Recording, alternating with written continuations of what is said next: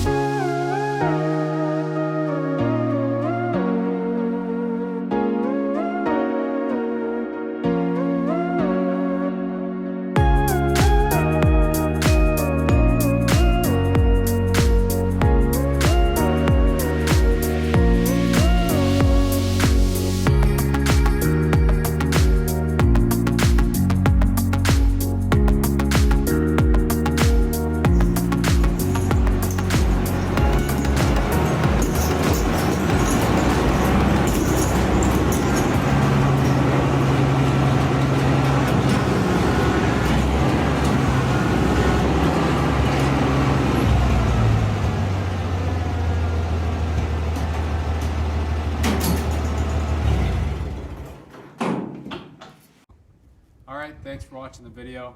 That was a nice snowfall we had here. Stay tuned for more videos. Make sure to like and subscribe and share the